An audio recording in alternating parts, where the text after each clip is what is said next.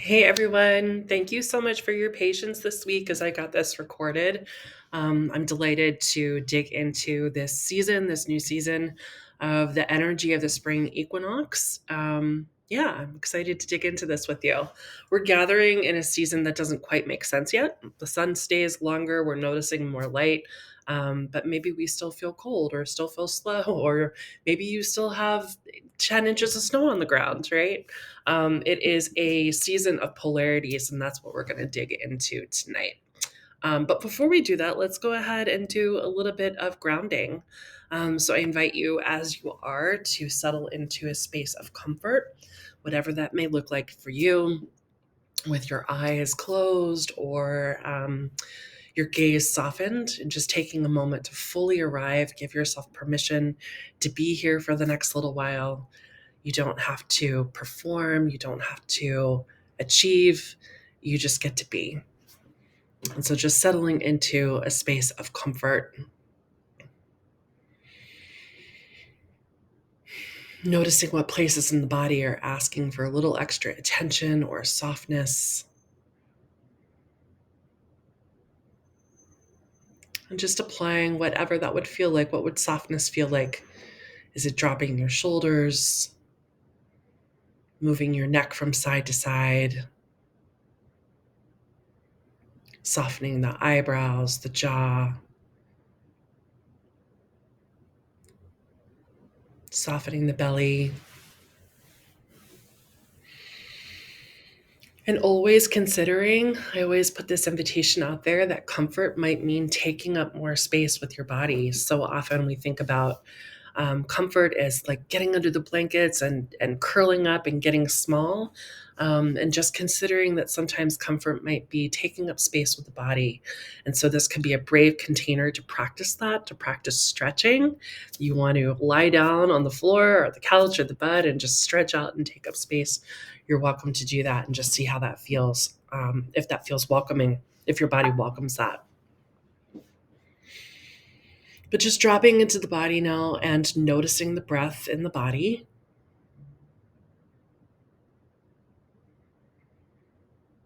Maybe your attention is drawn to the coolness of the air on the inhale or the warmth of the air on your exhale. It might be the rise and fall of the belly or the filling up of the chest and back. And just letting your attention settle there wherever you notice your breath.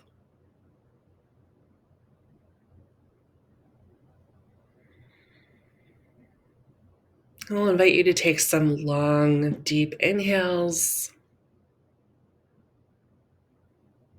and slow exhales.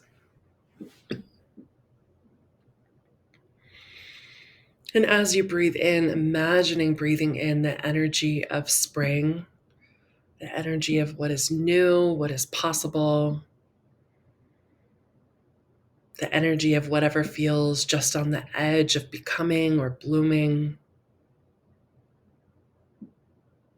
And as you exhale, breathing out what no longer serves you, breathing out pressure, breathing out expectation, breathing out the thing that you keep carrying, even though it may be heavy. And just sitting with that breath for a while, the rhythm there, inhaling newness and exhaling the old.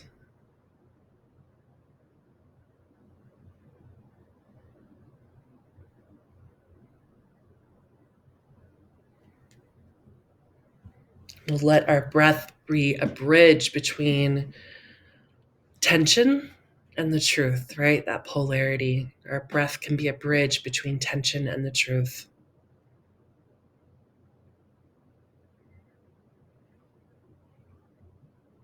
And one more deep inhale and holding that breath at the top. And slowly and completely exhaling, letting everything go. Dropping back into your body. And just noticing if there's any shift in energy, any shift in the way that your body is feeling. And if there's not, that's totally okay.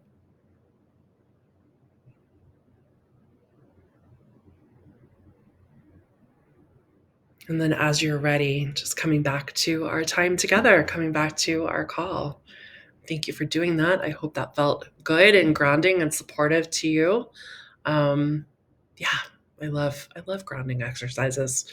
It's always good. All right, let's keep going. Actually, before we even really jump into our content, one of the things that I wanted to talk about tonight was, just as we settle into these new seasons, dipping back into our memories, dipping back into our own experiences. And I'm wondering what memories or traditions around this time of year come up for you. What does early spring bring up for you? For me, it's this. It was a season when I was very young. As a child living with my family, it was a season of a lot of church.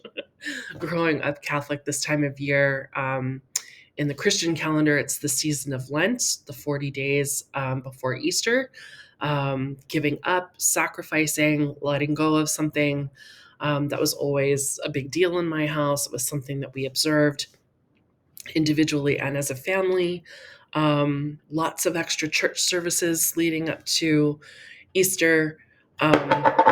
But it was also it was really exciting because it was the one time of year I got a new dress. So getting an Easter dress was a really big deal, and the shoes to go with it, and usually a little handbag or a parasol or something really extra and fun. So I definitely have memories around that. And I also have memories of just like really, really wanting to try fish sticks, which sounds silly, but again, with Lent, the season of Lent, on Fridays we did not eat meat, and so all the other kids in my neighborhood and school, their parents got them, the Gorton's fisherman breaded fish sticks that they were allowed to have on dinner for Friday nights. And my mom, who we didn't even have a microwave until I was in college, she made everything from scratch. Like fish sticks were not in her repertoire of vocabulary. And, we were having green beans, almondine, and filet of sole, which was not my favorite. Yeah, so I always wanted fish sticks. So as I got a little bit older, middle school and high school, I made sure everybody in my neighborhood knew that I was available to babysit on a Friday night. And if they had fish sticks and a pudding pop, like I'd pretty much be there for free. So those are some of my memories associated with this time of year.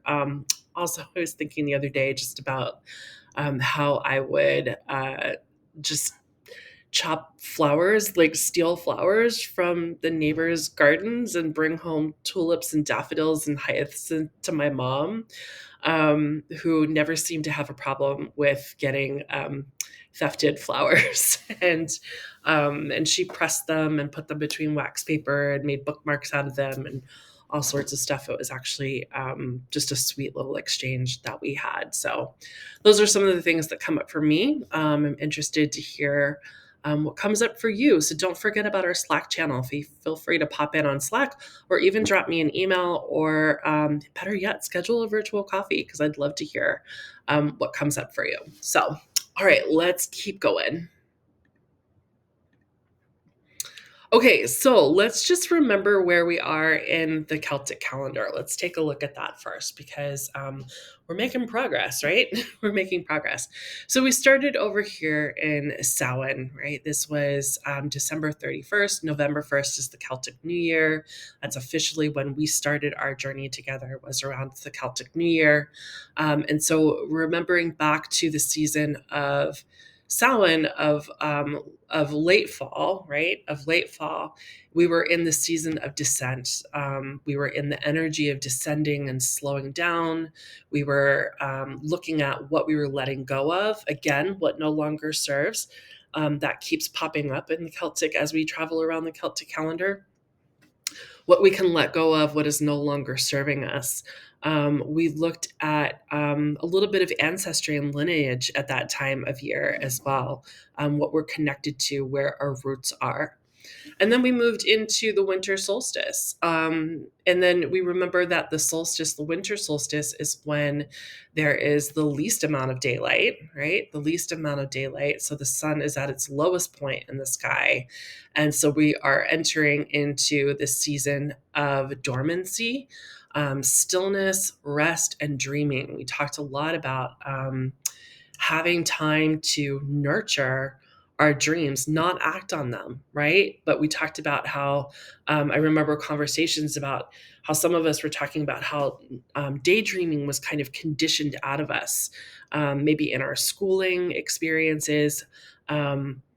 Being raised in authoritarian households, things like that, right? So daydreaming was maybe seen as something frivolous. And so winter really invites us back into that space of deep dreaming and nurturing and stillness, like real stillness.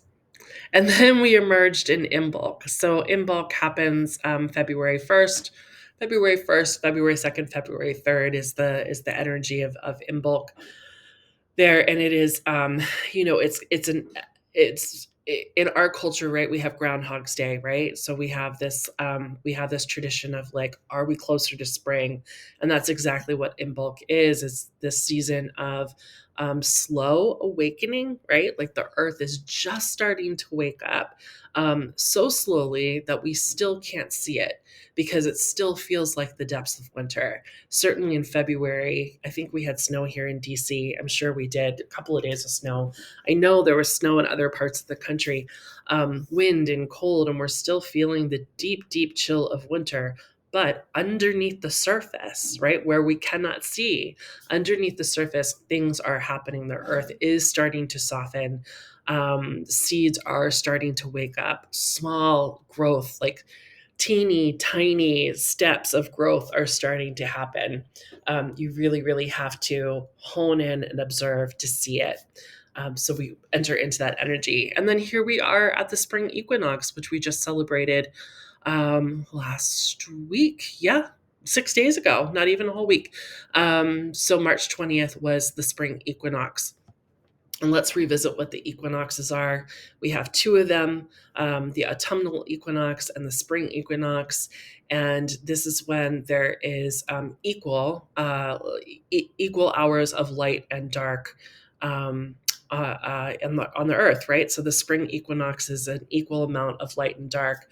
And we are tipping towards more light here, right? So this is the dark half of the year, right? We're in the dark here and we're starting to tip towards more light, coming into this place of when we reach the summer solstice, it'll be full illumination, the brightest. The sun is at the highest point in the sky. So we'll be under this full illumination. And our next season, as we move through spring equinox, is we come to Bealtaine, which is simply the Irish word for May. And again, it's another threshold season, right? Like what happens between the spring equinox and the summer solstice. It's an emerging energy again. There's ripening expression, some beautiful energy there. But just again, we're here at the spring equinox in this space of emerging vitality. Okay, so let's also kind of revisit. These were some of the questions that I put in your email last week, and I just want to revisit them here in our time together because I think they're really important. I think they're really important, and so I know that like I totally honor everybody's capacity, and when you get these reflection questions in a Sunday email, you might not have the capacity to sit with them then. I completely understand that and honor that. These questions and this time of year, this kind of midpoint that we're at, I think it's really important to kind of do a little bit of an inventory and a little bit of a looking back at where we started and seeing where we want to go. So I want to give you the opportunity to do some journaling here if you would like to. I'll read through the questions a little bit and then feel free to pause, take as much time as you need to journal and sit with these, and then come back to this presentation when you're ready. So let's think about that time back at Samhain as we gathered together. A journey into the unknown. had maybe an understanding of what the Celtic calendar was, maybe not. Maybe you knew a little bit about what to expect on this journey. Maybe you had no idea whatsoever. Maybe you had some intentions coming into this journey, or maybe not. That's totally fine. But just thinking back to where you started at Samhain, what did that feel like for you? What intention was there, or what longing brought you to this journey of the Wellspring? Were you looking for intentional community? Were you looking to just have a deeper connection to your evolving recovery? What was that intention about for you? And where are you now? And not in terms of like progress. Like, this isn't a measure of like, here's where I started and here's, X, Y, and Z, all of the things that I've done to get myself here. That's not what we're talking about. We're talking about where are you now in terms of presence? What has shifted in you? What still feels tender? What feels stronger in you? As we are here in this energy of the spring equinox. So let's do a little inventory. Go ahead and pause, take some time to journal, turn on some music if you would like to, and just come back whenever you're ready and we'll keep going.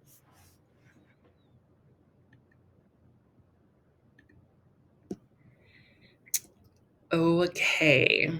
So we are diving into the content finally, right? We're diving into the content of the evening, which is the Celtic calendar and polarity. So here we are at the equinox, and when we're reading about the equinox, or when folks are talking about the equinox, there's a lot of focus on balance.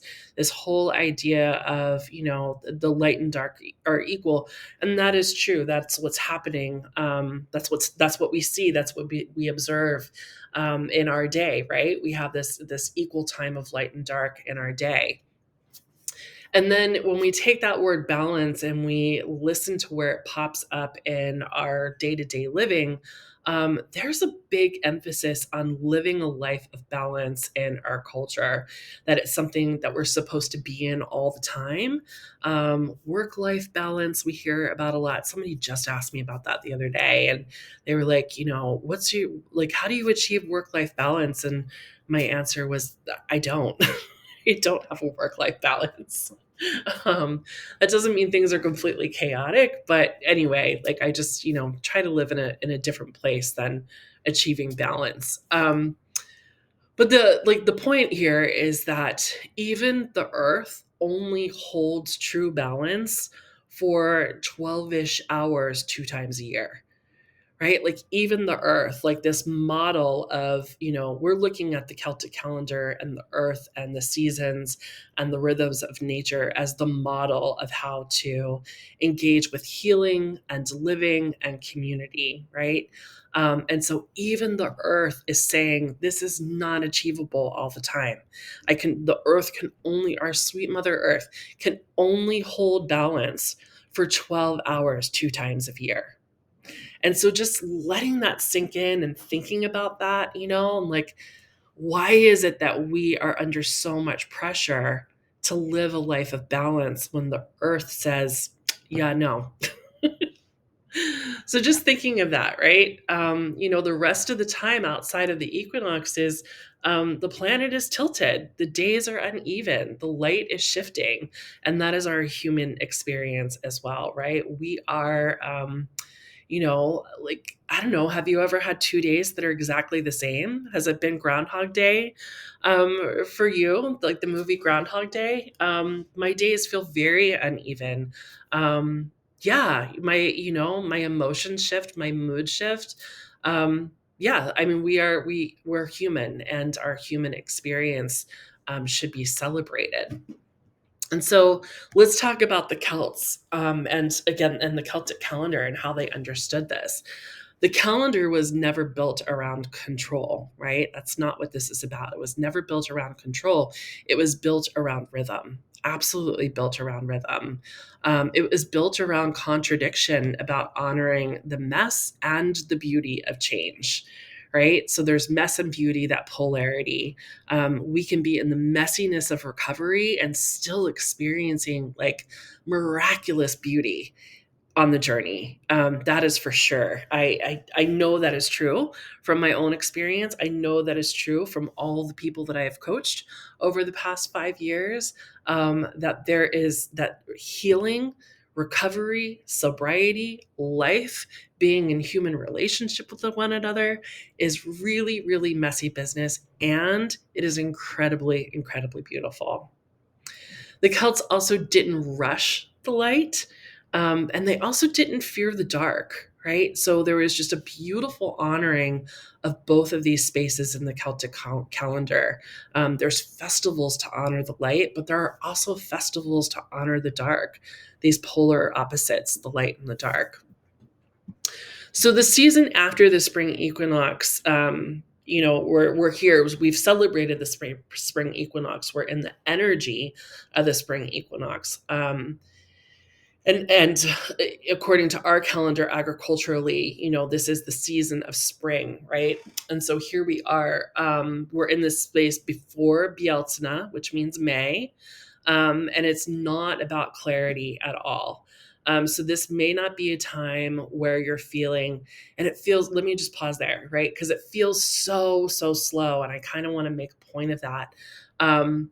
If you remember back to January and the energy that we had around stillness and dormancy, there's the pressure to come up with New Year's resolutions and goals, and all of those things, and to make a plan, right? And to be vegan for 31 days, and all of the things, and dry January, which is a great thing. But there's lots and lots of challenges and plans and things like that, in a season of dormancy, and so it's contradictory. And so one of the things that many of us have done, in the Wellspring is let go, is dismantle some of that programming, right? And to really settle into what the season offers us. And it may feel like, okay, well, I've been resting since before January, since we started. I've been slowing down and resting. Like, shouldn't I just be able to feel some energy and get things done already? Maybe not, right? Maybe not. This is, again, it's the season of contrast. It's the awkward middle. It is the holy in between time, right? And so there is still space to go slow. There is still space to go slow. So if you're not feeling a ton of energy around intentions or goal setting or what comes next for yourself, know that that is, seasonally appropriate. It's seasonally appropriate. Okay, so there is, the spiel about the Celtic calendar and polarity and how the Celts honored that. I'm just going to look at the slide here and make sure that I didn't miss anything in all of my chatter and talking. Yes, honoring the tension of the in between. Yeah, it's not all bloom at all. It's a lot of contradiction. There's a lot of mud happening right now. There's a lot of mud happening as the snow and ice melts and the ground softens. Like, before it gets really, really beautiful and things bloom, it gets really, really muddy first, just like life. Celebrating thresholds, they knew becoming happens in the tension. Yeah, this is really important, right? To not fear the tension of holding opposites. And we're going to work on that in just a minute. We're going to do a little exercise, to help us understand that a little bit more. Polarity is not a problem, right? Holding, vastly different emotions, vastly different energies is not a problem. It is a compass. It is a direction. It is showing you where to, it's showing you where to go, how to move, right? What the next step is for yourself. Okay. Feel free to pause if you need to and listen to that again, or take it in, or do whatever you need, because that was a lot of me talking. If you're ready, let's go ahead and do, this little exercise, and, we're starting to wrap things up here. But yeah, let's embody this a little bit more. And so on a piece of paper in your journal, I'd love for you to make, you can make a map, you can make 2 columns, you can just write the words down. You have artistic license to do whatever you want with this. You can sketch about it or draw or paint later if you want to, write some poems, all of the things, journal. You're welcome to do that. But on your piece of paper, I'd like you to write the word wall And then I would like you to write the word want. Um, and so this is a simple exercise, but hopefully it's something potent. Hopefully it helps us honor our own polarities. And so write those words down. And under wall, I want you to write about what's in the way right now, what feels like a block, what feels like it's blocking your movement, your softness, your clarity, what feels like resistance right now. Maybe it's exhaustion. That was definitely coming up for me in the past month. Maybe it's exhaustion, or maybe it's fear. Maybe it's the voice in your head that says you should be further along, you should be doing this and that. Maybe it's shame or grief, or maybe it's old habits that still are whispering in your ear, right? So, what is the block right now? What is the wall? And then under want, I want you to write what lives underneath of that wall. What's the need or the desire trying to get your attention? What's the longing that still pulses, even if it's buried, right? Even if it's buried right now, what's the longing that still might be there? It might be rest. It might be connection. It might be a deeper sense of belonging. It might be the desire to speak the truth or to be seen or to stop pretending. Um, I know for me, when I was doing this exercise, the big one that came up for me was my wall was I don't have time. I don't have time. And the want was I want to feel free in my body. I want to feel liberated in my body.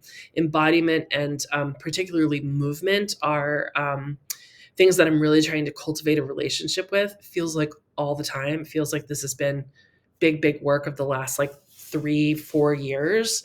And the block that I keep coming up against is, I can lose myself in my days with writing and being very creative.